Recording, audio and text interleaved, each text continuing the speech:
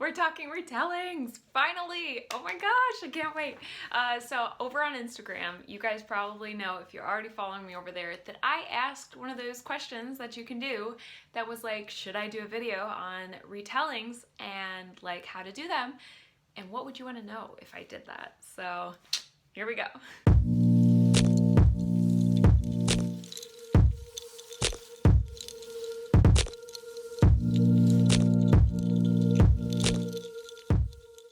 You guys had so many questions in the Instagram poll that I was feeling overwhelmed until I started to like write them down, and I was kind of looking for a common theme.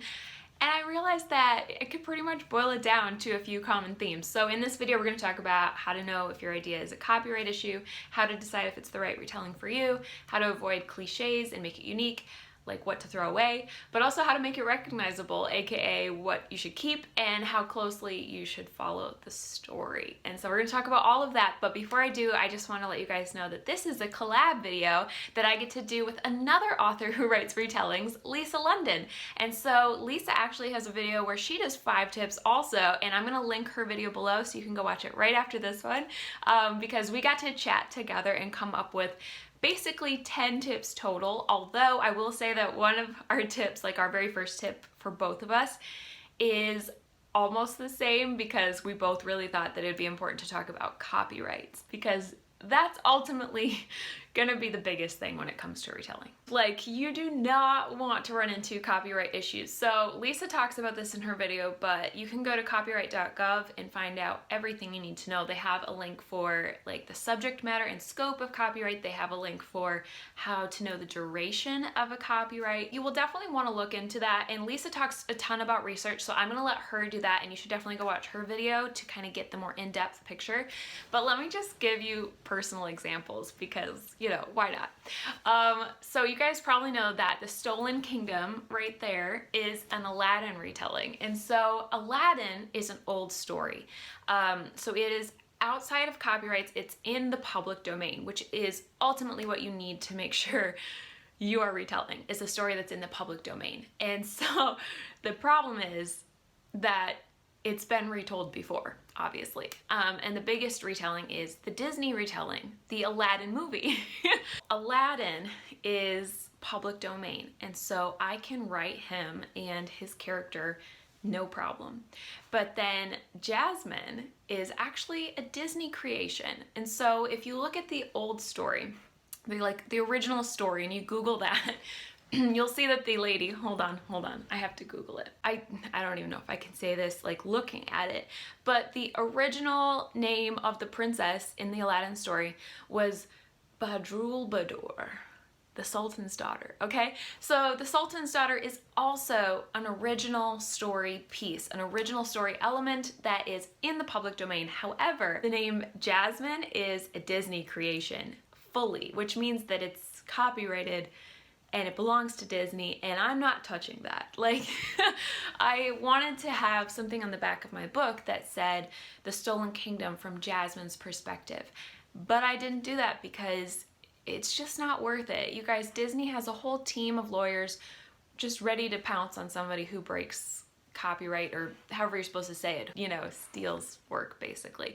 And that's not my intention at all, and I'm avoiding that very carefully. So another good example is one of my beta readers who loves Disney just as much as I do, probably more actually. She was like, I really wish that there were more nods to Disney. And I was like, you know what, me too, but I don't work for Disney, and unfortunately, because of that, I am being very careful. I don't know how else to say that. So let me give you another example.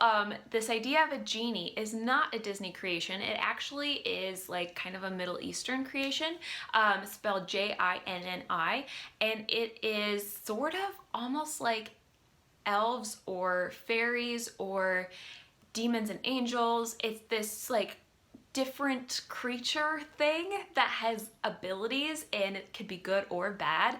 And so when I take the genie, I'm gonna start calling them genie. Like in my mind it's spelled Ginny, but I'm gonna say genie because I think that's the correct way. So the genie in my book are a race that's completely separate from humans, and it's this whole magical realm. But now looking at Disney, they created a genie who was this blue guy who went poof, and that is fully a Disney creation. The fact that he's like bright blue, he's got those gold bangles and his little cute hair thing, that's all a Disney creation as far as I know. So when I created my genie, I still feel weird saying it out loud, I'm like used to seeing it, but when I created my genie, I wanted to make sure it was totally different. So I have more of an So anyway, all that to say, the biggest way to make sure that you're avoiding a copyright issue is to take a look at the oldest version of the story, the one that is in public domain, and make sure that you are retelling that story and not retelling another retelling of it. Number 2 is really closely related to that, and that is how to make it recognizable, or another way I like to say it is what to keep. And so I like to think of this one as your Easter eggs, and I think there's other words for it, but that's the one that's coming to mind. So it's like the things that the reader is just going along and it seems like a totally different story, and then all of a sudden they see something that reminds them of the actual original story and they're like, aha, I see what you did there. And I love those moments. And so I'm gonna give you just another like actual example just because that's the easiest way that I can think of to explain it. So again, using the Stolen Kingdom and the Aladdin story, I feel like I should make that a little higher so you can actually see it. The Stolen Kingdom, everyone. In the original Aladdin story, there's a lamp. And so you guys all know the Aladdin story. I don't need to like rehash the entire thing, but this lamp is both a theme, I think, and an object. And so I would say that if you're looking at a retelling that you're considering and you want to know what to keep, I would look for, number 1, themes that can come through. Like for example, there's a freedom theme in the Stolen Kingdom that is also in the original Aladdin. Outside of the theme, you can also pick objects, which are really, really fun. And so I definitely brought that lamp in, but I wanted it to be different, which leads to number 3, which is how to avoid cliches and make it unique, aka what to throw away. So to make it unique, you don't want to be regurgitating the same thing, obviously. I think we all know that.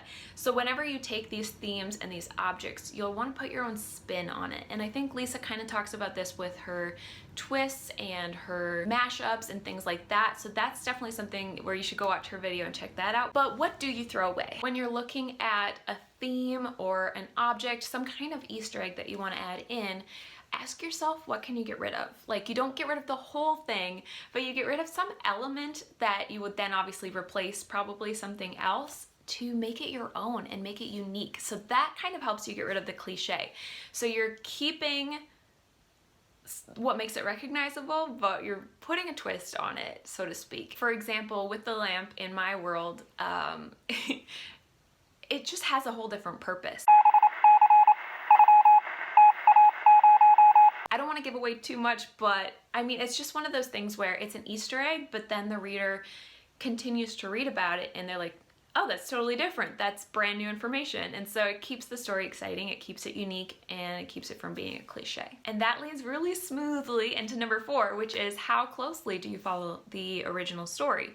And so a lot of the questions when I did that Instagram poll that I mentioned were like, do you use the original like beats of the story, or do you just use like the general concept, like the bare bones, and or you know, all the stuff in between? And the short answer is whatever you want, obviously, because if you look at some retellings, I don't know if you can see it back there, I'm not sure if you can see it, but Akatar, for example, A Court of Thorns and Roses, I think is how that goes. Yeah. Akatar is actually a Beauty and the Beast retelling, but just the first book, and it's very, very, very loose. So, like, I think I was at the end of it before I finally put the pieces together, and I was like, hold on. He's the Beast, and there's the magic spell, and where he comes in, oh my gosh, it's Beauty and the Beast. And it was this like fun revelation moment for me, but it was so loose that it could be very easy to miss it, honestly. Another great retelling that is a little bit more closer to the original like beats, and it kind of follows a little bit more of a structure, is the Lunar Chronicles by Marissa Meyer. So you've got Cinder, which is Cinderella retelling, Scarlet, which is Red Riding Hood retelling. Hold on. Cress, which is a Rapunzel retelling, and then Winter, which is a Snow White retelling. And what she does is she takes all these different retellings, and there's like a main one for each book, but she weaves them all together and creates like this one world where all these different stories interact and coexist together. And so that's what I'm doing with my series. I've got an Aladdin retelling, followed by a Little Mermaid retelling, followed by a Beauty and the Beast retelling, followed by a Sleeping Beauty retelling, all in the same world with the same characters merging together in a really cool way. So my advice is, if you have Save the Cat and you know how to do the beat sheet from that, I would actually take the original like the original story that you're trying to retell. You can run it through the beats as best you can and try to fit it in just to see what you have to work with. And then don't be afraid to completely change it up.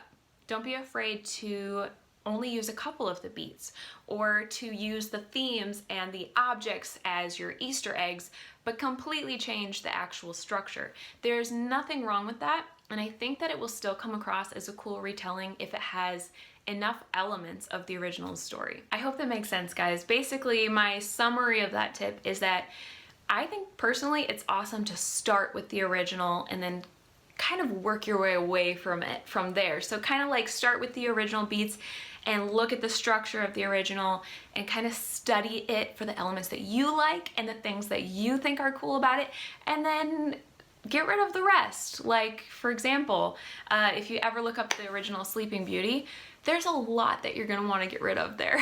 Just saying, it's kind of horrifying.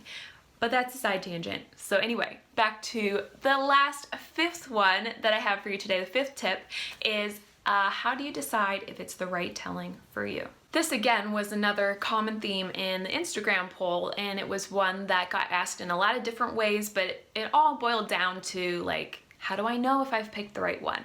And so I don't know, this is probably the most ambiguous and the hardest to answer, because it's kind of a go with your gut situation, to be honest, but I will say that it's worth talking about to people. Like, for example, there's probably some stories out there that are not super popular and maybe not worth retelling.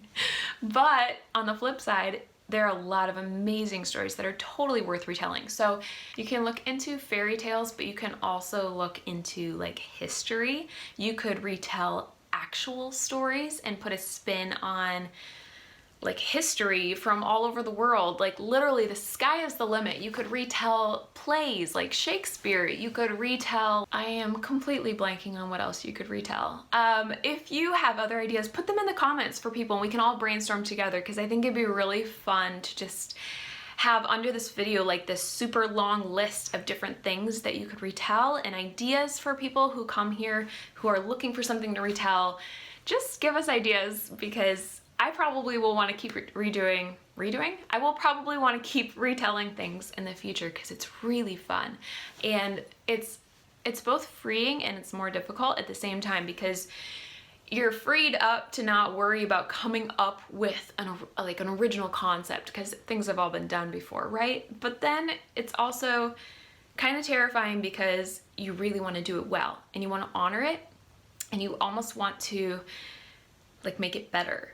Like, not make it better in the sense that the old one is bad, but just you want it to be something that people aren't going to be like, yeah, the quality just went downhill. You know, like how people talk about sequels to movies, and they're always like, yeah, the sequel's never as good as the original. You don't want that for your book. So you want to pick something that it has potential, that you see how you could twist it to make it even better, at least in your mind and hopefully in the reader's mind. But yeah, actually I think that's probably the best way that I could summarize this step, is pick something that you can see potential, that you can see you're excited about it and you think other people will be excited about it. So I hope that makes sense. Let me know in the comments if you like this video and if you are gonna write a retelling or if you're considering it.